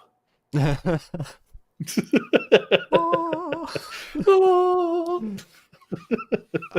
remember that it was a web page that existed for so long, and it was just Gabe Newell from Steam, and he was like, it was his face on one of the Pope things or whatever. He's like this, and it just had all the Steam sale things raining down, and it was like discount. Yeah, I was playing the Hallelujah, it's raining or whatever. Need that, but it's Scotty. Just that big grin on his face. Yeah. Just dice falling. Yeah, a bunch of D6s falling. D6s, cardboard. Maybe a few dummy monsters to spitball and work out. Yep. But is this going to be a setting for easy? It's a setting for Easy D6. It's a setting. Yep. It's going to be a space fantasy supplement for Easy D6. Yep. So a lot of the mechanics are already set. Like, and he's just kind of stacking some extra goodies like mechs on top of it. Yep. There's going to be mechs. There's going to be ship combat. There's going to be optional rules, which you might find somewhat familiar with, like flashbacks. So going back to what I was saying, I think might help you is, getting your notes out of the mind map and writing them in full in a Word doc of your choice. And you've probably heard this before, but don't try and make your sentence perfect. Just write it and keep going. And what I do, and I actually thought this was a bad habit of mine until recently. I knew you're supposed to like write and just keep going, and then you can go back and edit. So I do that, but usually like when I get through a book, or at least as much as I can, and then I want to, go back and make it better, I just rewrite. Like I don't tune up a sentence. I'll have one over here. I'll have, the old one right here, and then on this side of the screen, I'll have the blank one, and I'll just kind of glance. And it's like, okay, this is what I'm trying to say, and just rewrite the whole thing. I thought that was a bad habit and was making me slower, but I was like, it works, because I've tried it a few other ways. Like, this really works. And then I was talking with some editor recently, and she was like, that's the best way to do it. So I was like, yeah, I know what I was doing. Yeah, I did it on purpose. How hard is it to make a TRPG system from scratch? So,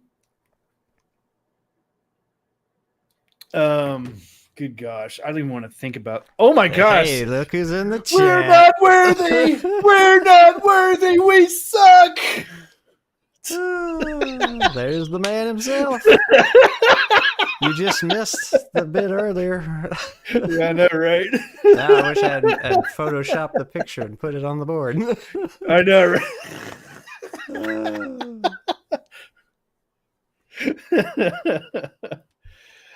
So making a TTRPG from scratch, I don't know. I feel like some people would probably find that easier to a degree instead of trying to take something that already exists and works around it, but something like Easy D6, and I'm not just saying this because Scotty's in the chat, but it's a lot easier to work with. And we were talking about that earlier. He was able to really come up with some cool mech stuff and all this other space stuff, and then we were doing this moss and stone fantasy thing, and like it's just really super malleable and easy to do stuff with. Mm-hmm. How's your stress level now, Sage? What are you talking about? It's just the AC's not running. I'm sorry, guys. It's fine. It's fine. so fine. Has Scotty seen your artwork?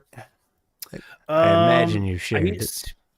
Yeah, I think I've shown him some of it. I don't know if he's seen all of it yet. Let me. Oh, Scotty, I can show you the best part of this artwork. It's the squirrel in the corner. It's the squirrel. Scrat was like, "Hey, I want to be in Zeleryn." I was like, "Done." There you are. So anyway, back to the world building. I think that will be super helpful, and you'll start seeing. I think that will really help you just kind of clear the mind, and then that will also make it easier to kind of look over and edit and see where you're at and kind of see what you want to cut and add to. So yeah, it'll be a very lengthy Word document, and then, like I said, when you start moving into that next one, that's when you start snipping, trimming things down. So I get another art piece to share. No, well, boy. actually, I got some more if y'all want to see more. Heck yeah. Where's it at? Rest as much as you playtest more than you write, and write as much as you can. Yeah, it's a lot of work. See, the playtesting is where I get frustrated, because that you can just be working day in, day out, and then in playtest, it's like, well, now I gotta find people, and then I gotta schedule these things. I've actually been struggling to find playtesters, as a matter of fact. Oh shoot, you got some volunteers in the chat. Oh, I remember this one, I think. That's a new one, actually. Oh, you had somebody like this, I thought. You shared it in a chat right after our last mech playtest. Did I share that? I don't remember. I think you did. But it is cool. Now, your artist that you have doing this, she can't do mechs, right? Isn't that something you ran I into? don't think so. Yeah, I don't think she's done mechs before. She had recommended someone else to do it. I checked them out. Didn't really... wasn't really what I was going for. Now, my next obstacle is trying to find a mech artist that I like. I would describe it as, because I've yet to find one that isn't. Because there's one I found on Fiverr, and what they did for me was not exactly what I wanted, and I ran out of time to have them modify it, because you get like a 3-day period before it becomes finalized, and I became too busy to respond. Fair.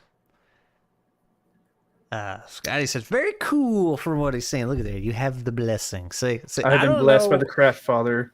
I don't know what else I can give you to help the You just have to play test the setting. So, yes, I like doing easy D6 games. So you got me when I'm available. You got the folks in the chat, and I'm sure if you well, he's on Australian time. Jaded Fury. I remember he was in our very first one. Yes. He enjoys easy D6 a lot. Here's some concept art so far. Oh, you send some more? Mm-hmm. Feel free to share. Yeah, buddy. This is the one you shared, or whatever. Oh, I remember the wings. Yeah. Yeah. The galaxy wings. That's going to be changed up a bit. And totally not Samus over there. Totally not Samus. No, that's salmon. That's salmon. Well, hey there, city slicker. Yeah. Those are all pretty cool, though. Yeah. The galaxy wings. All right. So, we got a few more minutes. Is there any other pain points? Says the corporate man. It just feels wrong. The fake Sam. It is a little. When I saw that, there was just like a Uh-huh. I am uncomfortable. My childhood has been rocked. BattleTech. Oh gosh, no.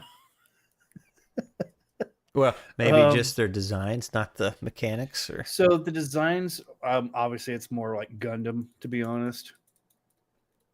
yeah, that sounds That's right. the Well, that's and the more Escaflowne. art style I like. Yeah. Well, they're not like fantasy mechs per se. I'd say when I we see were them- playing, I did Mhm. not get that vibe that they were fantasy. Like they seemed just like space mechs. Like Yeah, they're basically just they're supposed to be so the idea I had behind the mechs is that they were going to be a little bit smaller than so Gundam mechs stand at about 60 feet tall. I was planning on having mine stand at about around 40 to 50 to where they can be combative in land combat and combative be just as efficient in space combat. And I was trying to make it logically work as, let's say, mechs exist in Zone because they are very efficient and moving very fast in space, as like fighter pilots, for example, like fighting in dogfights, whereas larger spaceships are more of shoot each other like Star Wars style on collision kind of style.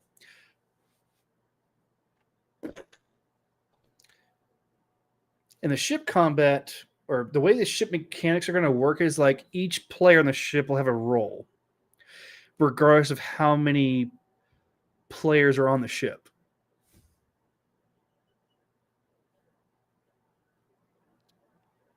and on that note, I will say, having had the sneak peek, like the ship rules and then the Gundam rules, they each fit on their own pretty small page, so it's nothing too complicated. Exactly. Matter of fact, I think the Gundam, the mech Gundam. page was half, because like, or maybe 2/3, because the bottom part I think was 1 or 2 mechs to choose from, which spilled into the next page, but that wasn't instructions on how to play. Mm.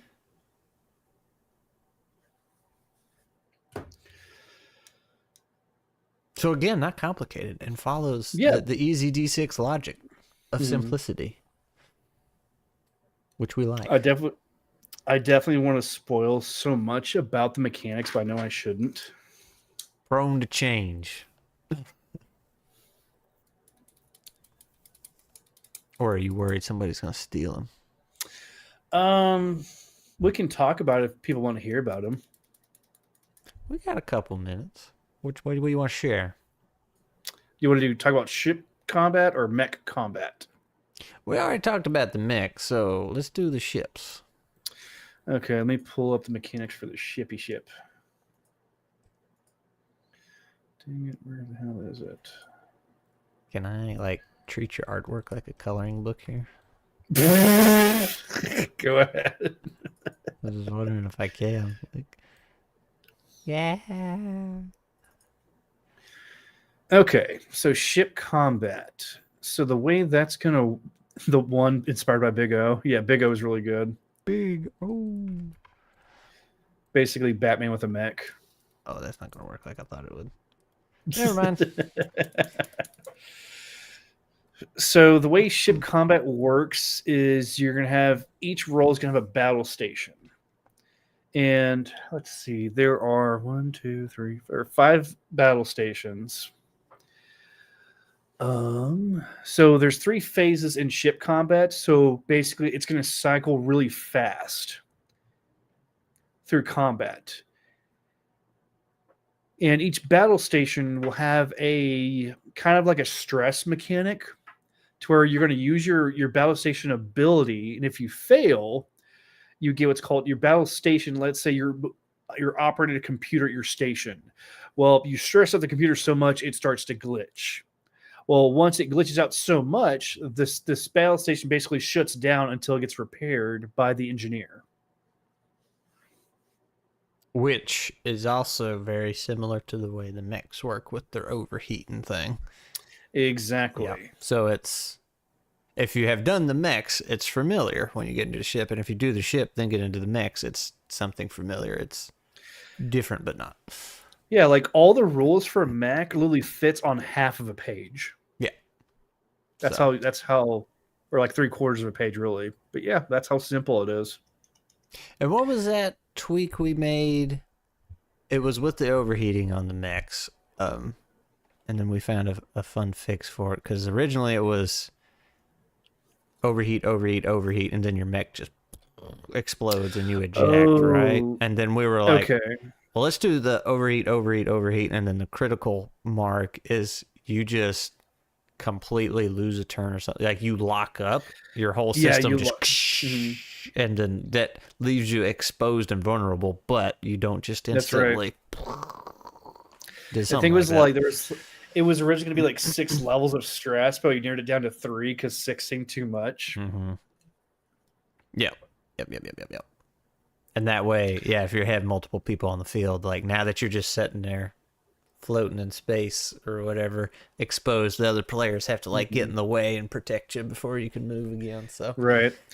So it's like, let's say your mech is about to have a reactor meltdown. You get to roll anything but a 1 to avoid it blowing up. yeah.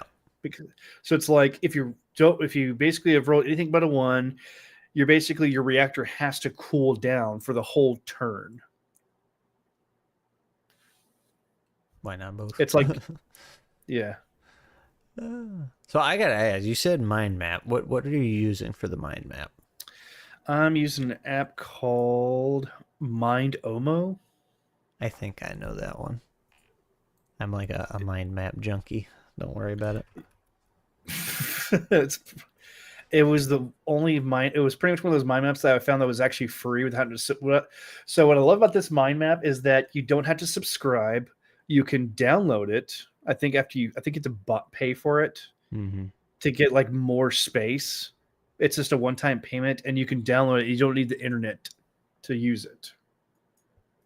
Does the third character get boons to ice beam and missiles only when fighting Metroids?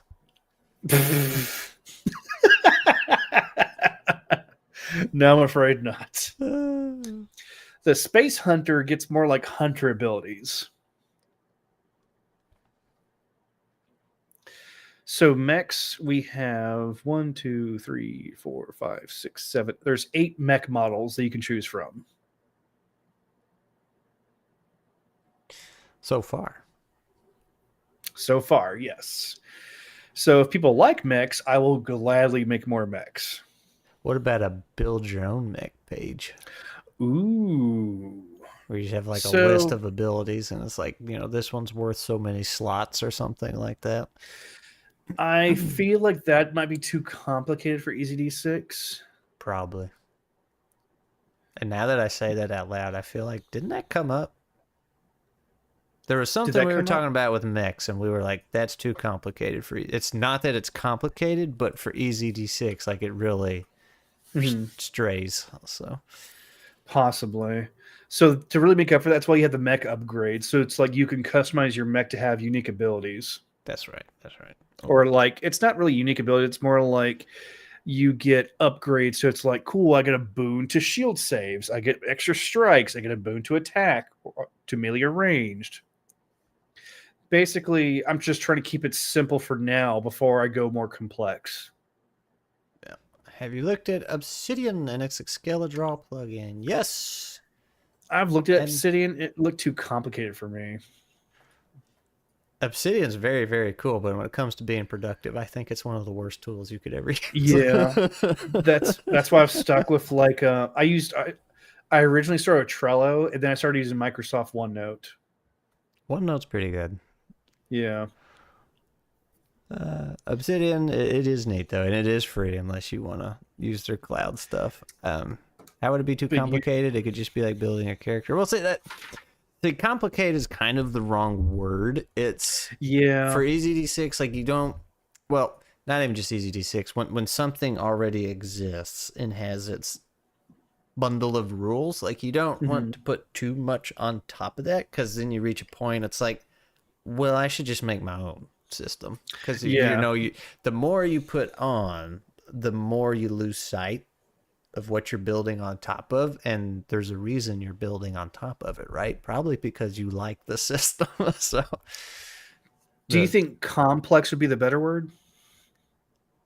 wasn't that what we just said? Or complicated, complex? Well, I'd say Kinda- complicated. Yeah, Well, those are two it's too different words. thick. It's too Too thick. thick. Blasphemy! It's never too thick. Upgrades, people. Upgrades. Upgrades, people. Upgrades. It goes a little outside of the Easy D6 framework. That's a better way of saying it. That's a bit. Yeah, it's you a just much kind of better lose way. sight of what you were originally drawn to. Like that's what I was saying. There's a reason you picked that system to work with, and the more you stack on it, the farther away from it you get. Like I'll even say like the classes that are called star paths in Zeleryn, Bye, you get Skillium. about what's that? Skillium's heading out. He said he's got to go. Oh, later, so. bud. You get about I think 6 inclinations to choose from. You can only have 2 at a time, or you can only choose 2 from the 6. Right. And then you get to choose an edge. Now, I didn't want to go past that because I was like, I want to polish a core class abilities to choose from without being like, okay, here's your core abilities. Then you get to choose from 10 different inclinations. And I was like, that felt too complicated for me to build with. So that's why I've been just like constantly trying to run play tests on what I have so far, which are just the basic blocks before I even go any further than that. But I feel like I feel like it's a safer choice to stick with the limitations of what I have. And then if people want more, I can provide a design or like a supplement for Zeleryn to have more options. Yeah. So he says, I get that, but if you treat the mechs, and you may have answered this already, like, treat the mechs like they are characters, then you can have some very satisfying customization without it moving out of the base of the game. So I don't know if you were here earlier, but we did talk about the mechs. So the mechs absorb, for lack of a better word, some of your character's abilities. So you are customizing them just by existing. Yeah. So yeah, you're basically your star path customly fits into the mech model you choose.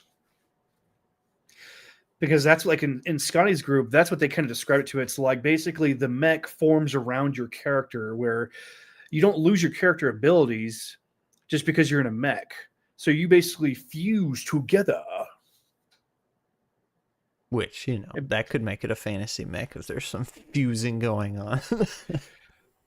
This hand of mine is burning red. Oh, God. It tells me to defeat you. It took me a minute to realize what that was. I was like, oh, God, no, not that show. Oh. Shining finger. That show. Oh, it's so campy. I love it. It's My so bad. favorite part, because it was so stupid, is when they got to the actual tournament that the whole show was about. The American was on the stage, and he was like losing, and he had to have his anime moment, and the 2 cheerleaders he always had with him started singing the national anthem. And I'm he's proud like, to be an American. And he has a revolver. It's Mobile Fighter G Gundam. It's so bad that there's a lot of like out of date bad tropes in that show, basically where each nation has its own stereotypical modeled Gundam based off their country. It's bad. Yeah, It's the really American bad. one had a revolver, and he was a boxer. It was great. It's so Best. bad. But like, I watched a video a while back. It was about voice acting, and this lady was talking about the way things work behind the scenes and stuff, and like they brought in G Gundam as an example. It's like, this is why the voice acting was just so damn bad. Really? None of the voice actors knew what was going on. They just had a line, and they were like, read it. And they used, I think it was like the first episode where a dude walks into the bar and he's like, have you seen so-and-so? And then the guy's like, no. And he's just supposed to be like, okay, I see. But he had no idea what the setting was. So he's like, have you Oh seen my this guy? And the gosh. guy says no, and he goes, oh, I see. And it's like, dude, you're just at the bar. Chill Oh, out. I see. Yeah. That's so anime trope. Yeah. But they had no idea what Have was you going seen on. this man? Yeah, pretty much. So mechs as biomechanical beings as part of the lore, like Eva's, but less gross. So I wasn't aiming towards it being biomech. That can work for the biohacker, perhaps, but I wasn't trying to make all of it biomech. It was more like the concept, whereas you don't. So it was just mechanically in concept, than so much as being narrative in concept. Blaze is heading out. Bye, Mr. Blaze. It's Pow, very, pow, pow. very late for him over there. Oh, I bet. In Germany. Germany. Speaking of, me and Blaze, sometime in the future, are going to start streaming Remnant 2 on his channel, playing it. Ooh. Yeah, I got my fancy new rig. But on the topic of him heading out, we have been at it for a couple hours, so I think we'll probably wrap it up here. I think I have given our friend Sage some homework to do. 4 a.m. Holy shit, Blaze. It's not late, it's early. It's early. You might as well just clock into work. But yeah, you got something to do. I hope that will help. Hopefully tonight was helpful, we will see. Yeah, And definitely. if you have something more definite you want to hammer out, we can do this again. People seem to enjoy it. Again, I don't know how much you want to show, how much you want to keep close to your chest. You have also discovered more playtesters are available in the chat. You got my server, you got Dave's server, so, and I guess you don't have much interaction with Peter, but his server is very design oriented from what I've seen and know, because Peter is a very design oriented channel. Yeah. Right? I'm just over here chilling out. I don't know what I'm doing, but I exist. Derp, derp, derp. He has attracted a lot of designers, and they have a big heavy focus on that. I think they even have some channels dedicated to that. So if you want to poke your head over there, it might be a little more intense, but Yeah, that's fair. it is a resource that is available, and I'm sure they'd be happy to have you. So Peter is a nice guy. He is a very nice guy, and I'm sure he would love to even hop on one of these streams and talk mechanics. I don't know how you do the world building, because he was very excited to jump on a Moss and Stone stream and make some items. So Yeah. we never did play Easy D6. I don't think we were going to, I think, and then some games fell through. Yeah, because I want him to play Easy D6, and he wants to play it too. So I do like the idea of doing like a developmental stream. he would be very on board for that, and so would I, obviously. But yeah. So if you get some mechanic struggles or something you want to hammer out or work on, we can do it. Oops. Okay, awesome. And specific world building, if you want to, we can do that on stream, or we can just shoot the shit in the chat. Over here swearing. Must be time to go. Shame, shame, shame. Demonetize. Scrat is cooler, but Peter is also nice. Twice Diz says, have you gone to Peter's server? Great people and devs. I'm in it, but I don't think I have. it's a lot to keep up with sometimes. So somebody pings me. I always answer pings, so I try to tell people that, like, if you ping me, I will go find the ping and try and catch up on the context. But as far as trying to keep up with all these different servers and channels, I can't do it. But anyway, yep, we're gonna close it out. So you got homework, you got future plans. Hopefully there will be some play tests on the horizon. So until then, everybody say bye, YouTube. You're supposed to say bye, YouTube. Bye, YouTube. Okay, that's Sorry, better. I'm just really shy. In the stream. Oh wait, may I interest in you? Okay, yeah, I'll explain it to him. In stream. Interest you in GM's day off? Yeah, so